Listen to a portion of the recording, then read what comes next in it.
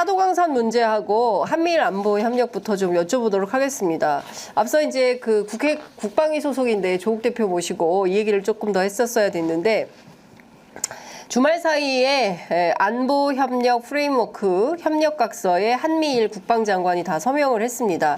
신원식 장관이 3국의 협력은 끝이 아니라 시작이다라는 입장을 얘기를 했습니다. 그러니까 끊임없이 한미일 군사동맹에 대한 염려와 우려 뭐 이런 것들을 김병주 의원 계속 비판하곤 했었는데요. 어떻게 보세요? 한미일 3국 협력.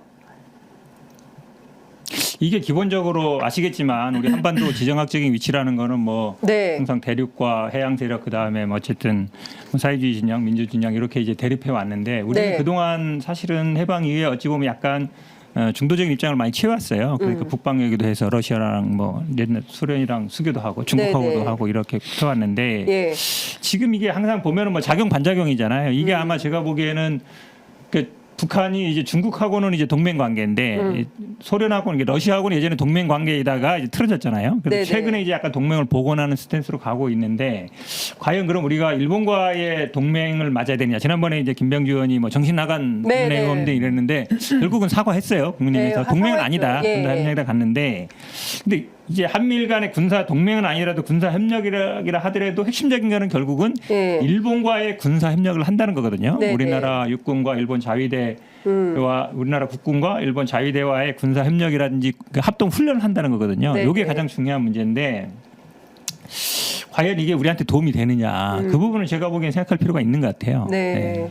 어떻게 보세요? 그러니까 저는 지금 한국의 위치가 상당히 좀 꼬여 있다라는 생각을 합니다. 왜냐하면은 지금 바이든 정부 들어와가지고 일본을 좀 중심으로 해가지고 한국과 일본을 화해시킨 다음에 이 동북아시아 전략을 일본 중심으로 좀 짜는 판에 지금 우리나라가 들어가는 셈인데 네. 뭐 들어가는 것도 문제지만은 아주 그냥 행동대장처럼 두 손 두 발 다 벌리고 지금 대한민국의 국익은 다 제쳐놓고 완전히 지금 미국 중심 또 일본 중심의 동북아시아 전략에 한국이 이용당하고 있다라는 비판이 많거든요. 네네. 그래서 뭐 일본과의 동맹은 말도 안 되는 얘기고 이 한미일 군사 협력 군사 공조도 굉장히 좀 신중하게 우리한테 국익에 도움이 되는 것만 선별적으로 해야 되는데 지금 그런 선별이 전혀 보이지 않는다.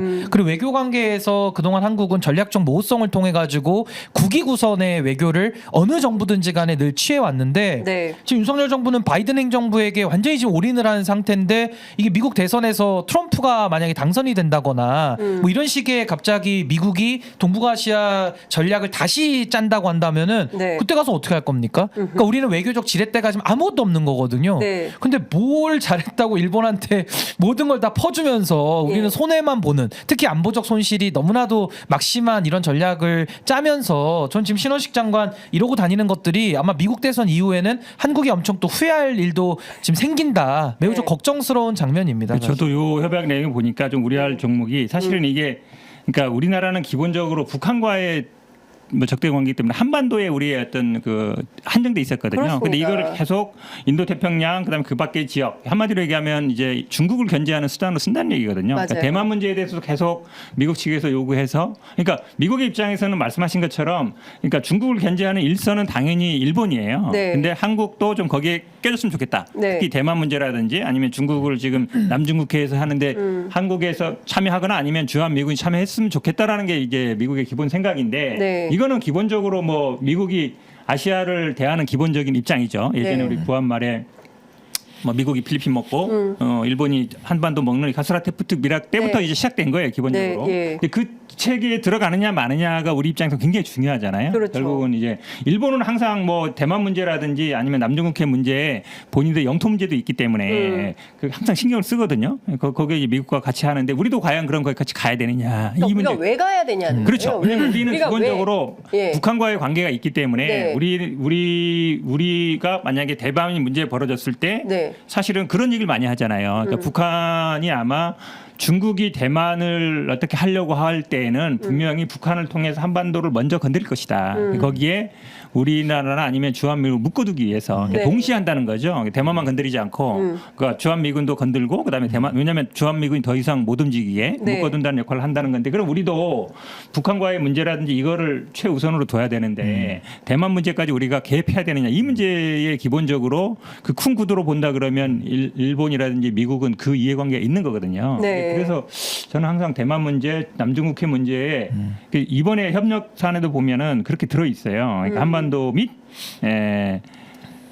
인도 태평양 지역과 그 외 지역 이렇게 들어가 네, 있거든요. 네, 네. 이런 부분이 제가 보기에는 우리가 과연 거기까지 가야 되느냐, 거기까지 관여해야 되느냐 이런 의문이 있는 거죠. 그리고 저도 이제 과거에 보수 정권에서는 북방 외교를 하면서 사실상 이 동북아시아 전략을 짤 때 굉장히 외교를 잘했었거든요. 네. 그러니까 박근혜 정부조차도 중국과의 관계를 풀기 위해서 상당히 대접도 많이 받았고 여러 가지 관계 푸는 노력들을 해왔는데 이 윤석열 정부 들어와가지고는 완전 우리가 그 한미일 그 공조에 완전 꼴찌로 붙어가지고 행동대장 비슷하게 돼가지고 전쟁 나면은 한반도가 화약고가 되고 맞아요. 또 우리는 아무것도 얻는 게 없이 그냥 줄만 쓴 거거든요. 그래서 저는 왜 이런 식의 외교 전략을 쓰느냐. 결국에는 지금 대한민국이 오히려 이 신냉전이라고 하는 것을 뒤흔들 수 있는 키를 쥐고 있거든요. 네. 근데 키를 쥐고 있는데 우리의 협상의 레버러지는 완전히 그냥 땅에 처박아 놓고 그냥 일본과 미국의 그 질서에 줄을 서버리니까 네. 그럼 당연히 북한은 어떻게 되겠습니까? 러시아랑 관계가 더 가까워질 수밖에 없는 거거든요. 네. 그래서 저는 이런 식의 지금 윤석열 정부의 이 외교안보 인식은 전 매우 잘못됐다라고 보고 지금이라도 북한과의 문제 또 러시아와의 문제를 우리가 주도권을 쥐고 풀어나가면서 오히려 미국과 일본까지 우리가 끌어들일 수 있는 이런 좀 외교의 좀 고도의 좀 전략을 갖다가 좀 써야 되는데 지금은 완전히 무전략 거기다가 오히려 모호성이 아니라 확실성을 가지고 대한민국의 국익을 저는 많이 저해하고 있다. 저는 그렇게 보고 있습니다. 지금 중요한 게 고위급 회담 그다음에 3국 한미일 3국의 정보를 공유하고 또 3자가 연합 훈련을 정례화한다는 것이거든요. 저는 이게 제일 위험하다고 생각을 합니다. 이제 지금까지는 그 지상 훈련은 아직은 안 했는데 예컨대 육해공 그다음에 뭐 사이버 뭐 그렇죠. 지난번에 문제가 될 때처럼 만약에 확산돼서 지금 프리덤 엣지 훈련처럼 한미일 간의 네. 훈련하고 미일 간의 훈련을 하는데 한일 간의 훈련은 안 안 해왔거든요. 해왔죠. 그럼 예를 들어서 뭐 독도라든지 아니면 인근에서 지난번에 문제가 됐던 게 예. 한일 간의 해군 훈련을 할 수 있는 거예요. 제도 남방에서 할 수 네, 있는 했었죠. 것이고 네, 그런 문제가 될 수 있는 거라서 기본적으로 저는 이 외교 정책이나 이거는 긴장을 완화하는 쪽으로 가야 되잖아요. 우리가 그렇습니다. 긴장을 완화하는 쪽으로 가야 되는데 지금은 약간 긴장을 고조시키는데 문제는 뭐냐면 당사자끼리 대화가 안 되고 협력이 안 된다는 거예요. 지금 아무런 협의가 없잖아요. 네. 그러면 당사자끼리 대화나 협력이 안 되면 네. 외부 세력이잖아요. 어쨌든 중국, 뭐 러시아, 일본, 미국이 항상 어찌 보면 이제 우리나라 이렇게 한반도를 지배하는 사 강국이라 볼 수 있는데 이 외부 세력이 휘둘리게 되거든요. 남북이 사실은 긴밀하게 소통을 해도 휘둘리게 돼 있어요. 왜냐하면 네, 국력이 네. 차이가 나고 그냥 세력이 막강하기 때문에. 그런데 지금은 남북 간에 전혀 소통이 없고 그다음에 미일 간 아니면 뭐 물론 지금 러시아와 중국 간은 그렇게 긴밀하지는 않지만 기본적인 구도가 이해관계 그렇게 짜이면 사실은 우리가 움직일 틈이 없거든요. 그래서 저는 남북 간에 전혀 소통을 안 하는 상태에서 미국과 아니면 이렇게 러시아가 개입해 들어가는 과정들이 네. 그러니까 이게 더 예전에 구한말 시대처럼 이 어쨌든 더 복잡한 한반도 주변 지형을 돌아가는 거예요? 아니 그렇게 보여요 저는. 네, 왜냐하면 그러니까 사실은 걱정이 일본은 우리랑 어차피 한반도에서 영향이 없었거든요. 네. 러시아도 사실은 거의 없었고 근데 지금 한미일 군사협력이라는 명분으로 일본이 좀 들어오는 국면이고 러시아도 사실은 그 소련 패망 이후에 네. 한 발 떨어져 있었는데 좀 들어오는 국면이잖아요. 네. 그러면 이제 4대 강국이 다 들어오는 국면이잖아요. 매우 불안하다. 그렇죠. 오히려 더 예. 긴장이 강화되면서 외부 측이 4대 강국의 영향은 더 커져가는 게 아닌가. 그리고 근데 저는 그거는- 하나만 더 말씀드리면 예, 저는 예. 바이든하고 기시다한테 윤석열이 당했다고 생각해요. 그러니까 윤석열 대통령 검사 출신이고 솔직히 외교에 대해서 잘 모르잖아요. 네네. 근데 상대방들은 외교에서 관료로만 오래 보냈던 내지는 또 바이든 같은 경우도 외교위원장까지 했던 아주 닳고 다른 사람들 아닙니까? 근데 거기서 저는 우리나라가 좀 당했다라는 인상을 지울 수가 없고요. 네. 만약에 트럼프 당선되면요